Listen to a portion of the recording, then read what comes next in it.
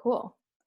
All right. Well, it's 7:05, so we'll get started, and I think people will probably trickle in, but welcome. You are here because you RSVP to this amazing event called Women Changing Solar with myself, Krystal, the founder of Grouphug, and Kate, the COO of Arcadia. Welcome, Kate. Hello, great to be here. Awesome. So I'm actually going to take this slide down. So we're going to take a break from slides. I'm sure everyone is sick of sitting in meetings and staring at slides. So this will be more of a conversational talk for today. All right, so to get started, Kate, I want to start all the way from the beginning, and I'm going to share mine too. We were just talking about high school. What did you know what you wanted to be or what you wanted to do when you quote unquote grew up? Oh, interesting question. So I originally from Madison, Wisconsin. So most of my stories, I'm a sixth generation Wisconsinite. The Midwestern in me runs deep. It informs a lot of who I am, what I do, and all that stuff. So in high school, so I was, here's the secret. I was the 4-year class president of our high school, and Wow. So I was like, just really into sort of the student leadership stuff. So I always actually wanted to be a politician for a long time. I thought I was going to run for office. Wow. Oh my gosh. That was really, I actually, when I went to college, I started a women in politics club. And then I came in to be a COO of a tech company all of a sudden. So yeah, I think I think I wanted to be president when I was 15 years old. It's not too late. It's not too late. Not too Yes, late. that's right. No, I'm only just a little bit above the constitutional age for when you can be president. So, but yeah, that's where. So everything really starts with Wisconsin, and then I thought I was going to be a politician, but instead I ended up at a tech company. Oh, wow. So for me, when I would say mostly when middle school and high school, I was really into art. I was like president of the art club. Okay. If Owen, who's here and went to high school, can remember that, I was like very into art and painted murals I actually wanted to be a painter and an artist, which that's cool. Absolutely terrified my parents. So I'm first generation American, and my parents are South Asian, and it was like absolute no, like applying to art school, which I don't begrudge them. It's a very difficult career, but I might have been a starving. But you're a designer. You're a designer, so I feel like that's pretty close. That's not too far away. Yeah, it's funny because I feel like in high school you don't learn a lot about different careers. So you think like, if you like art, you're going to be a painter, and there's like other options, which is different. Yeah. So you used to want to be a politician. How, what was your journey like, and can you describe what you do now for Arcadia? Yeah, so I'll describe what I do now for Arcadia, and then sort of maybe work back for the journey. So COO, Chief Operating Officer. So right now, it is, yes, when I have other people from our team on, it'd be interesting to see what they compare in the chat. What does Kate do? It'd be an interesting question to get their responses. So, I started Arcadia as the 5th employee. So basically in the last 6 years, in the last 6 years, I've done pretty much everything at Arcadia. So most functions have reported to me. I've dug into most things. I sort of know where all the bodies are buried at Arcadia. And so what I'm doing now is really running the business to meet our goals and objectives, right? So that sounds pretty, goals and objectives, but we're a ship now of 150 people. Oh my gosh. Wow. Yeah, it's getting to be a big company, big goals. And so really making sure, I think a lot about how the company can be aligned, how we can all be communicating the same way, what our sort of goals have to be and how we're going towards them. How do we measure people against that? Yeah. So there are all things and then there's like 1,000 other things that come up during the day that I sort of pitch in on and do. But how can we really like row all in the same direction now that we have all these people, starting as a 5th employee, you're on the room, you know exactly what's going on. Yeah. Organizationally, as you grow, you need to think about more sort of strategic ways to set goals for people, to make sure they achieve them, to hold them accountable. Yeah. And then it's strategy work, right? Like, where are we rowing to, right? Those big sort of meaty questions too, I think about a lot. Yeah. Wow. That's interesting. So previous to founding Grouphug, I was the 3rd employee at a tech startup called Little Bits. We made electronic, like modular electronic toys. And I can totally relate. I think when you're under 5 people, you just sit next to each other. Well, pre-COVID, and you're like, okay, working on, now I'm going to work on this. And it just completely changes. Yeah. You're all solving the same problem, right? Like 5 people, there's only one problem you're solving. 150 people, we're solving 30 problems a day, or we're working on 30 problems a day. And so it's just like the multiplier effect of like, you want everybody to be working on different problems. It's great, but how do you keep them the right problems rolling in the same direction and achieving them actually takes a lot of work and thought. Yeah, definitely. I actually feel like it's an interesting perspective because Little Bits grew to like 100-ish people. And then I left to start Grouphug. And I actually think I enjoy being super small more. I'm not going to make you answer that question. But not, like Grouphug's really small and there's only a couple of us and we all work remotely. And I think we are at the stage where we're basically only doing one thing at a time, which is kind of a relief because it's much less complicated. And I think my day to day, you can probably relate to from when you were 5 people. It's like, sometimes this is a pile of tinning from when I was making a prototype of a new solar panel. And but I'm also working on a marketing plan. And I'm also like checking in with people who work here. And it's really never a dull moment at this point because we're just like trying to get off the ground. Yeah, no, you take these personality tests sometimes in business and you kind of figure out what your strengths are. One of my strengths plus weaknesses is I'm a firefighter. So I really just love to run in and solve problems. Interesting. Which, is actually, I think that's a strength and a weakness in startups because there's always a problem to solve, but you have to be thinking, you shouldn't just be solving what's in front of your face. You need to be solving sort of 6 months, 12 months, strategizing for the next thing. And so that can be both the good and bad of startups is there's so much to do that sometimes you forget to sort of pick your head off the horizon and look to like, how do I plan so that we're not just solving this problem again and again and again and again? You're just like always firefighting. Yep. Yeah. So I think for most people here, I'm not going to talk about Grouphug too much, but our bread and butter is that we make designer solar panels. So I've got so many of these at home because my house is now like part inventory with COVID, but we started, and our goal is to really try to be someone's first step into solar. So it's a hands-on way to get started. If you live in an apartment, you can hang it in your window. There's a built-in USB port. And what we do is like really tangible physical solar panels. And I think for Arcadia, sometimes it can be a little hard to wrap your head around, like, what exactly does Arcadia do and what do they deliver in terms of solar? Do you want to briefly talk about that? Yep. No, it's one of the things that actually we, is always going to be a challenge for us. I think it's something we're still we talk a lot about mental models. How do you change a mental model about something? So, 130 million people pay a power bill every month. They're going to pay a power bill every month for the rest of their lives. It is the most universal thing we all do. I mean, it's in some ways just like a basic need. Rich, poor, north, south, black, white, everybody does it. It's this wonderful thing that everybody does, but no one ever thinks about it. You turn on the light switch, power comes on. That's all we really, relate to our energy. And part of that's because the structure of the system that the US has created. So there's a monopoly energy system.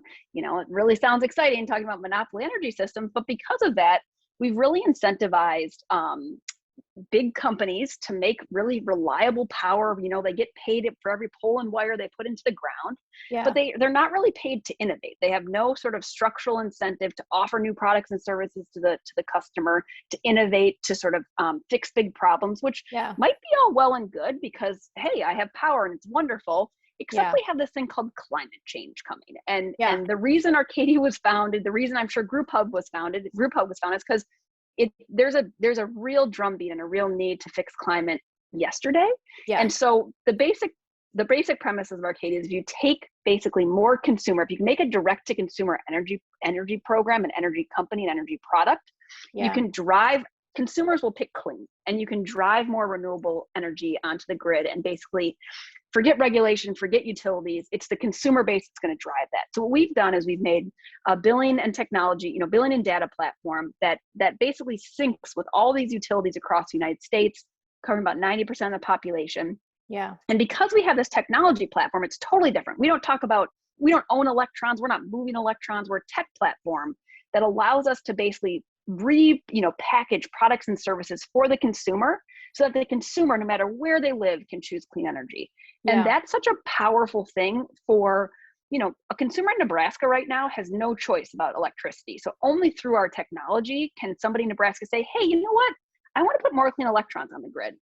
What's funny about energy is that every state is different. And so while we provide clean energy to everybody, we do have to do it differently in each state, which is why I think we're always battling a comprehension problem. So we can offer sort of like in some states, clean energy means we are literally putting new solar panels in your local utility to provide, we're greening your grid.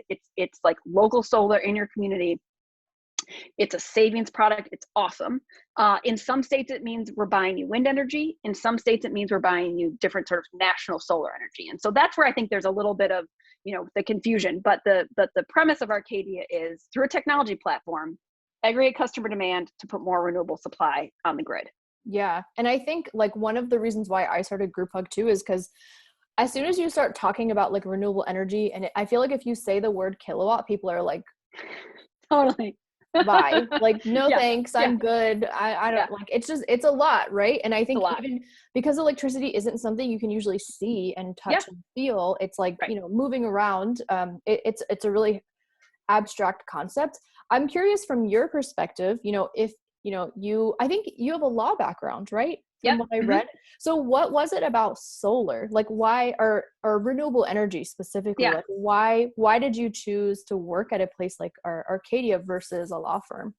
Yep. So I did do the law firm route. So I spent after Wisconsin, I spent my 20s in school. So I picked up actually 3 different degrees, a history degree, Yes. Wait, what are all the degrees? Undergrad in history, a master's in philosophy, and then a law degree. And so I actually can tie the 2 together because startups are all about learning, right? Startups are all about finding truth and learning. And, you think that school and startups and business seem different, but I think how I tie them together is actually like school is all just about like this huge learning mass you take in on a semester basis. And so I think there's actually a really big connection actually between my schooling and startup land. Yeah, we are very different. I could not wait to get out of college. Oh my gosh. I have 1 4-year degree and I was like, I'm done. Like I can't. I think I just have to make stuff. I like can't. Yeah, I get it. I mean, no, I totally understand that it's learning in a different way. Like learning through doing can be very powerful. To me, learning through like literally, taking these philosophical texts and reading them is like David Hume in philosophy just lights my world on fire. And it's just a great, that same intoxication I frankly get on a daily basis at Arcadia when I'm just putting things together and like I can feel my brain expanding because it solved the problem. It's the same feeling for me. I can see for you, it's like I need to build this solar panel. I need to make something. I need to make Wait, sorry, we got off track. So how did you end up figuring out that you wanted to work like in energy? Yep. So after the school, I was a commercial litigator. So I was working at large law firms, doing law. So I was a lawyer for about 4.5 years. And I, it's a story kind of, I had a kid. I thought to myself, I really want to be creative, right? In some ways this goes to what you were just saying is I had a great law professor who the last thing he said to us on the way out after the year was, remember that law is powerful. Like law is the most powerful tool that society gives. Use it. Like, don't just be a corporate lawyer, but use law as a powerful tool. And so after we had our first child, I wanted to create something. I wanted to do something that changed the world a little bit. And so, I have no experience. I'm a lawyer. I'm smart, but I have no experience in startup land. So who's going to take me? You got to go small, right? You can't, a big corporation is not going to I didn't want to do law anymore. So how do I use law as a tool to get into business? Right. Startups, but then startup in a regulated field. So, solar and healthcare, energy and healthcare were kind of the 2 areas I started to look at. And because there's so much regulation to figure out. That's so true. Yeah. It's a regulated space. There's, it's built on this regulated system. And so, and it also then just matched my values. I mean, the politics person in me certainly loves the clean energy part. Like those are a little bit of a connection. So I cold emailed about 5 startups in DC. Oh, wow. And, Kieran, the CEO, emailed me back and I didn't let him say no, basically. So nice. So then we, it's employee and then just worked from there to sort of expand my role and build the company.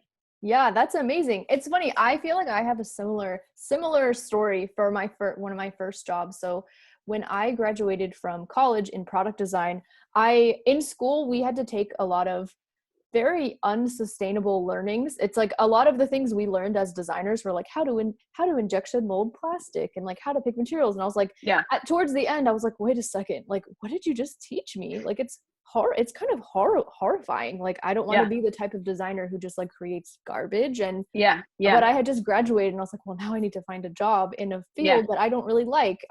But I ended up cold emailing the CEO of Little Bits. Like, we had one connection in common, and I was just like, I really want to work for you. Like, are you hiring? And she was like, I guess we could use an intern. And I was like, amazing. I'm gonna be there. I'm here. Yeah, I will be there this day. That's my start date. And she was like, okay. And I ended up staying there for 6 years. And when I left, I was the director of product. And I think that type of persistence. Good job. Congratulations. And I learned, you know, I like to say that Little Bits was kind of my fake MBA. And then I went off to start my own company because I think, you know, going from being a small startup to a large one, you see everything, like you just said. So one of the questions I have for you, and I'm sure this is not unfamiliar, the renewable energy field is historically dominated by men. Like, if you look at the CEOs of most energy or solar companies, I think Sunrun maybe being the only exception I can think of, right? Lynn Jurek, who's the CEO there, and a couple smaller companies. Why do you think that is? Like, why is it like that? So it took me a little while to figure this out, to sort of put the pieces of solar together. Solar is construction and finance, right? Like, you know, like solar is construction and finance. If you break it down to its basic parts, it is construction times finance equals renewable energy. And so those are both fields that are dominated by men, right? Like, I mean, you know, doing now, so Arcadia does a lot with developers and community solar. You know, we talk to a lot of developers, and so we know that. And look, that's where I've come. It's a construction and finance field, and that usually has more men. And so I think that then that means there's just more men in solar and energy. So I think there's you know, it's amazing to me, like, women are very passionate though about renewable energy and solar. And I think that there's such an opportunity. Absolutely. And there's so much growth coming in the industry right now. I mean, there's so much, like, we are at a point of revolution right now with electricity, with energy, both because of technology, but also because I think there's just an understanding. One of the statistics we talk about a lot is 85% of people in America want more clean energy, right? Like, it is, people see what's happening. They see California, they see Texas, they feel it in a way that I think all of us should be in renewable energy right now. Yeah, definitely. Yeah. And I think, feel free to skip or answer this question, but I always ask, you know I have been in situations where I've been in meetings, like when I was growing Grouphug, you know, talking about the engineering of the product, where lots of unsolicited feedback from men about how I should build my company, you know, how energy actually works, and like all of this stuff. Have you ever been in those awkward situations? So I will say what I feel the most. By and large, we are very fortunate at Arcadia. We work with a lot of, I mean, wonderful, Owen included, wonderful. Our CEO is just wonderful. I mean, like, generally wonderful men who are supportive and allies and all that thing. The one thing I will notice that it's real though, that I will say, boy, it happens a lot where a woman says an idea and then 5 minutes later a man says an idea and the whole room reacts to it, and you're just like, I just said that, she just said that, are you kidding me that you didn't hear us say that? Like, the amount of times it happens where people say an idea 2 or 3 days later and it's like they've just gotten it. I'm like, okay guys, did you not hear us all say that 2 days ago? Like, what? And so, you know, and I do not think it's malicious, but there's something there that it happens too much for it to just be like, oh, you weren't listening to us as well. And I do think it's those little interactions that like can affect your self-esteem in the way, right? The maybe the amount of perseverance and like tolerance that you have to keep going, you know, because I do think it's those small affirmations that like, that's a good idea. Like, we want to hear more from you if you're, you know, trying to break into the field. I'm a big believer that women do have to amplify each other, right? Like, we have to see that that's happening. And so then you just have to be like, oh my gosh, that was a great idea you just had. Like, let me say that again for you, right? And like having that allyship, but then also I think acknowledging it, I think internally too, right? Like, there are many conversations I have with women at Arcadia where I'm just like, I heard it, you know, like I don't think anything is malicious, but just have those acknowledgements. Like, I heard you say that point. I heard him not hear it. I heard you though. And just, I think the affirmation that like, I heard you, I will help you. I think goes a long way. And I think it's what we all owe each other. I mean, I think that women owe each other that, to be each other champions and to say like, that was an amazing point. Nice work. And those little things that take 2 seconds, I think it can actually be really impactful. Yeah. I remember this one particular situation where I was talking to someone. I think when trade shows were like a thing, we'll see what happens next year. Yeah. But I was at a trade show with my product. I was like packing up, and this one guy was like, "Oh, can you tell me what you were doing?" He comes by, a random person, like more of a technical trade show. Yeah. And I was packing up my products, and I remember describing, I did like kind of a half-hearted elevator pitch. I was like, "We make designer solar panels, blah, blah, blah, blah," because I was packing up. I was like, "That's not going to work. Like you'll never be able to make those." And I was like, "Already did it. See. I'm good. Thank you." Like, thank you. I'm Yeah. Done. Oh, Bye. yeah, that. Yeah. Much. Yeah. No, I mean, those situations, we're fortunate now that like, well, I think you just have to use those. You just have to store those moments and use them in your brain when you do it. And you're just like, I did it. I did it. Please stop. Yeah. I did it. You have to file those in your place where you file those things, and just, you got to run at that and not, I mean, first of all, innovators by definition have done things that no one else have done. Right. And so there's power. It's like, great, no one else has done it. That's why I'm doing it. And there has to be power in that moment of being like, we're at the tip of the spear. And the reason that I'm innovating is because no one's done it. So by definition, there should be a lot of people who have experience in this. I mean, I think the experience thing also gets me sometimes too, of the startup women experience, where it's like, you don't have experience. It's like, well, people with experience are not usually the ones that like change things, because they just do it like everybody else. They did it like how they learned it. Yeah. Right. Yeah, definitely. I think one misconception that I try to tell people about solar is that, you don't have to be that technical to get into solar, or that technical into energy. And, I have more of an engineering background, but for you, like, what was it like diving into the energy field? Was it intimidating and hard to get into? Yeah. So I think that's, first of all, just a great point to say that, like, this is an industry that's really growing right now today. Like, it didn't exist. I mean, it kind of existed 10 years ago. It did not exist 20 years ago. It's really a little bit 10 years ago, but like, no one, I think, has more than 5 years of experience in solar, right? I mean, I just think that if you look at the numbers, it's a new industry, it's a new thing. And if you look at like where we are on the adoption curve of all this new stuff coming in energy, we're at step 1 and there's step 2,000 to go. So like, be excited about being the first one at step 1 and all the learning you have, rather than like, oh, I missed step 0 or I missed step and a half. Like, who cares about that? We're in an industry that's just started, that's just changing. Like, get in on it so that you get to ride the wave and be the expert in 10 years.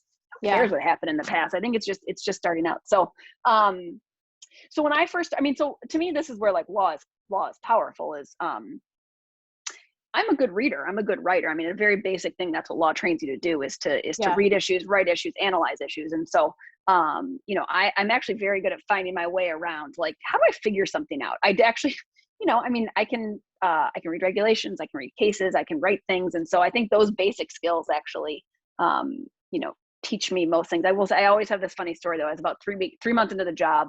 I actually was brought on as a director of business development. I didn't even get to be a lawyer for the first year. I didn't get to, because we had 5 people. No one really needs a lawyer, 5 people. Yeah. So, and we had Kieran and I were talking, and, we were doing this stuff, and about 4 months, and he's like, we should set some goals.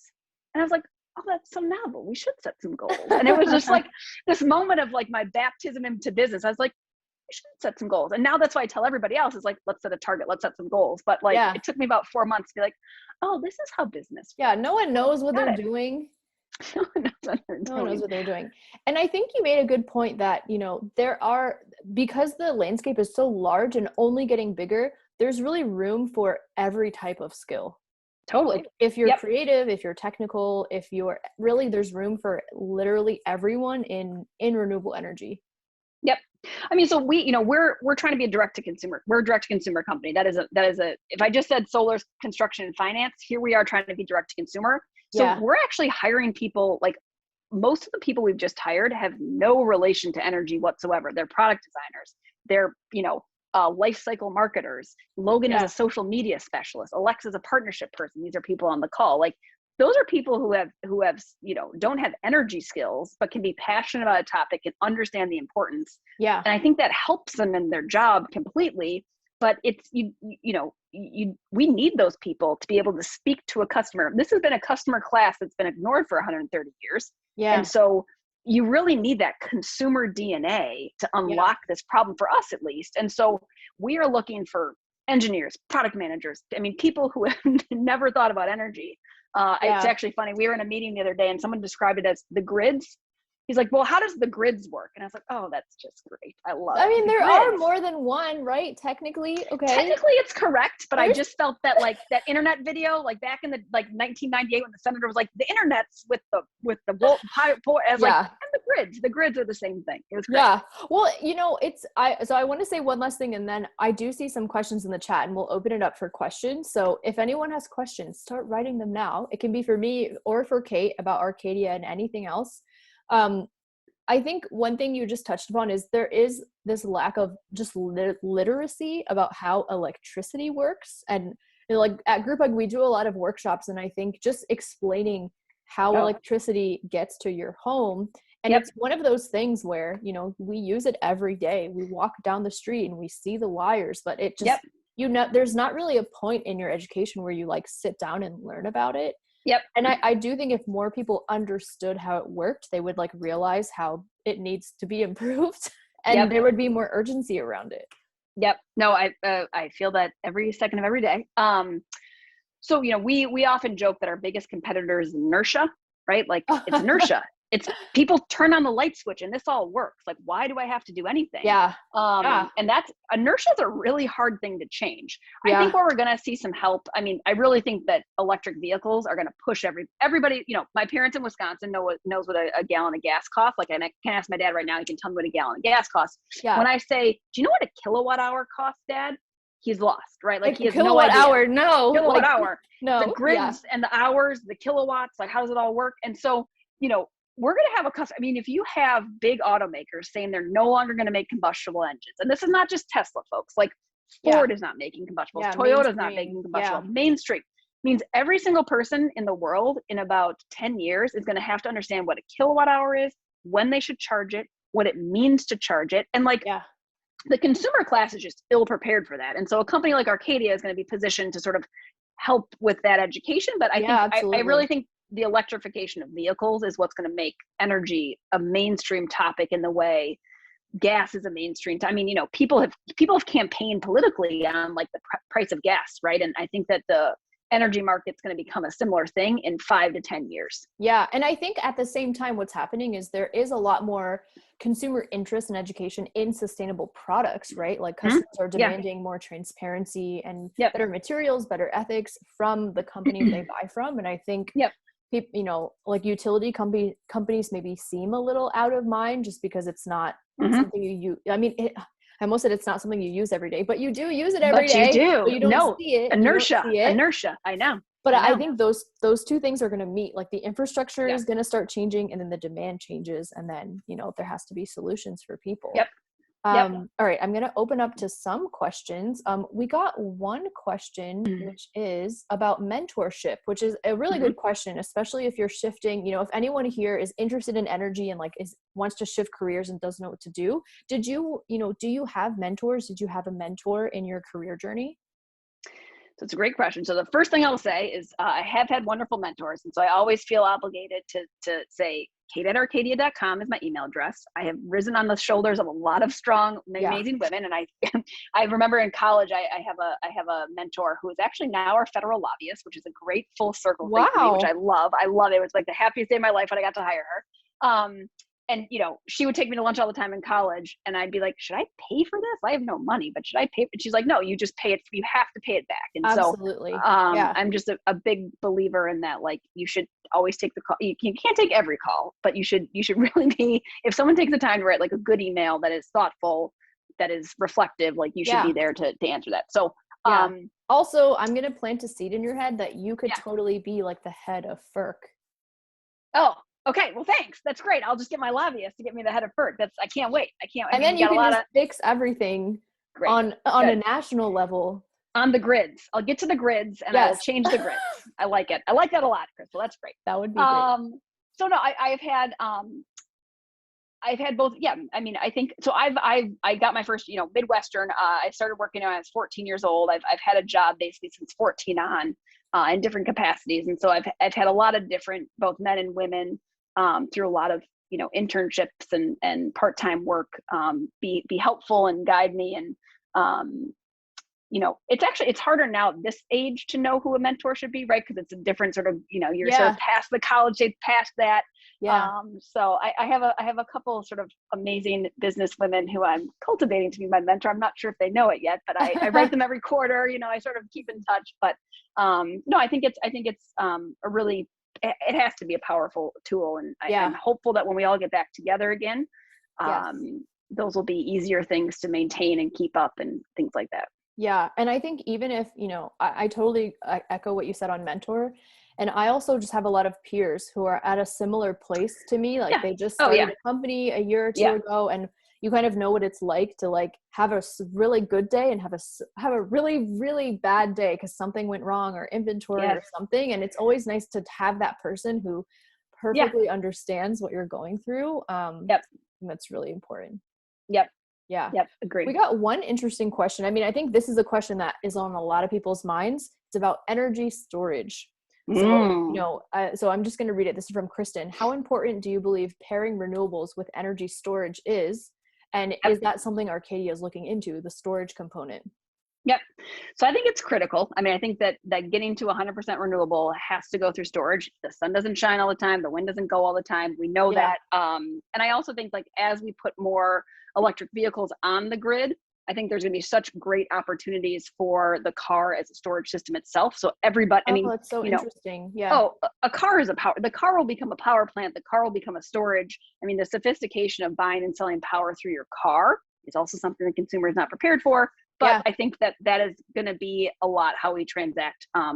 If you think about power, how can you actually, when people use power is almost as important as what type of power there is, right? The old crusty coal plants only come on in those moments of really peak demand. And so controlling demand, smoothing demand is actually a great thing consumers can do. And once we have more storage, you can throttle, you can take the clean electrons in, and instead of putting a coal plant, firing up a coal plant when it comes on, you just fire up that battery. So storage is critical. And yes, I mean, our long-term plans are definitely, I mean, we want to be the consumer hub for all these new energy innovations. We think the consumer energy has been bundled for a long time. It's been under a monopoly system. All these new widgets are an unbundling that the consumer is ill prepared for. Arcadia is in a position to essentially rebundle under a modern digital experience all these products and services for the customer. So it's a simple interface, a simple product, all the complexity that we'll take care of in the back. So yes, we're definitely going to do some storage stuff in the next couple of years. Yeah, definitely.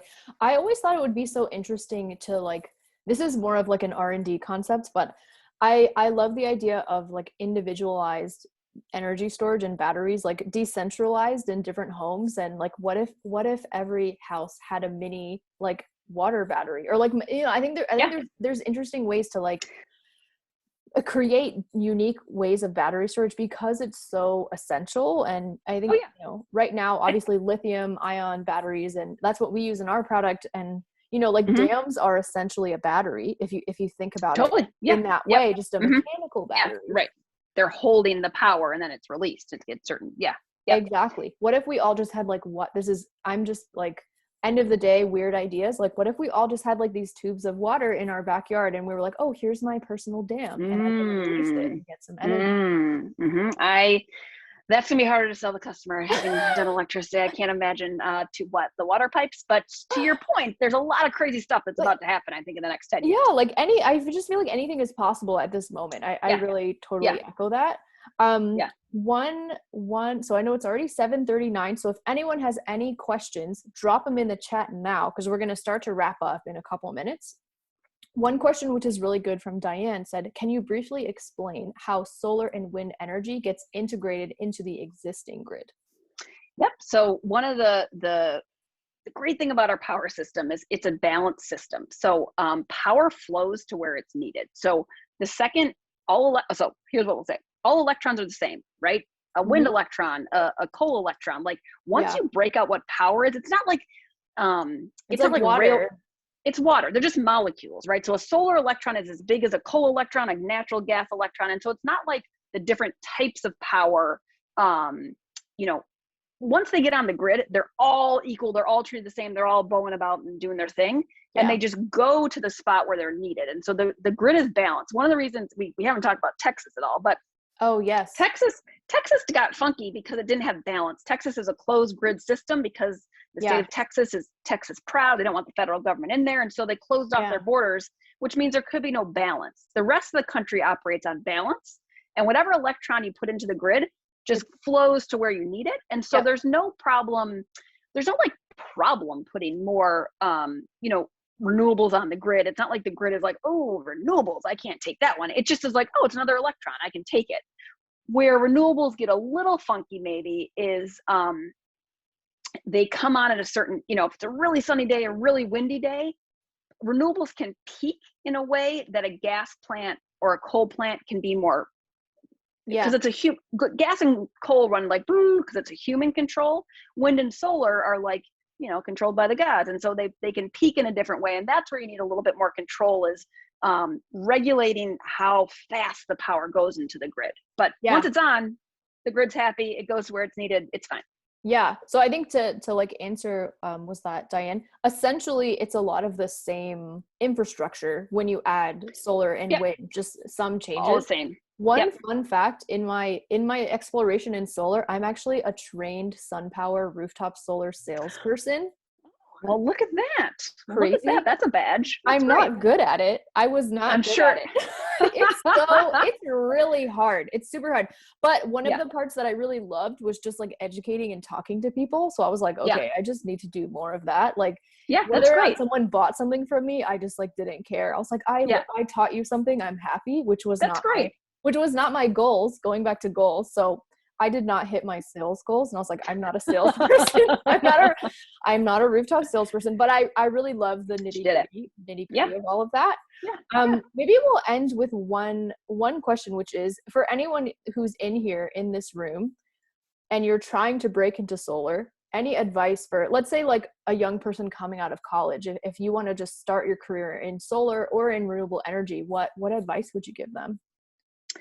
I mean, so the talk to people, right? Like, conversations are usually free. Call 10 people up, and even if you LinkedIn message 10 people, 10 of them will not reply, but maybe you get 2 conversations and be happy with that. So like, just go be like active listening, and being interested in somebody is usually the door that opens. Like, having no agenda and just actively listening and asking questions and being engaged and showing interest, like that gets you 90% of the way towards starting to build connections and to learn things. And so reach out to some people, understand how the industry works. Like, you can do all that for free, all that on your spare time.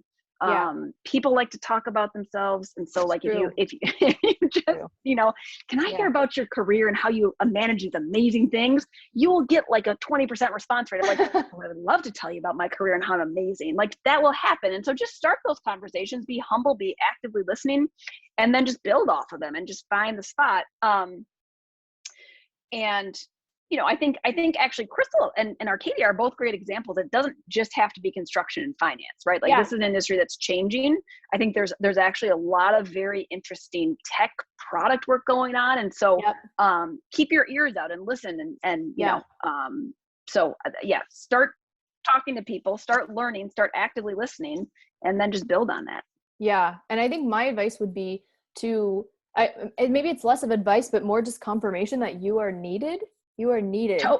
Whatever skill you have, whether it's writing, reading, marketing, tech work, legal work, it's all, everything is needed. Even if you're like a musician, like, that's needed in solar. Like, literally everything is needed, because it's just the beginning of what's happening. And we're solving a generational problem. There is a generational shift going on. I mean, the banks talk, I spent a lot of time talking to investors and banks. There's $3 trillion at the low point going into changing energy in the next 20 years. Yeah. The floodgates are just opening about what this change is going to be. Totally. Yeah. We actually just saw a really quick question that said, do energy companies hire writers?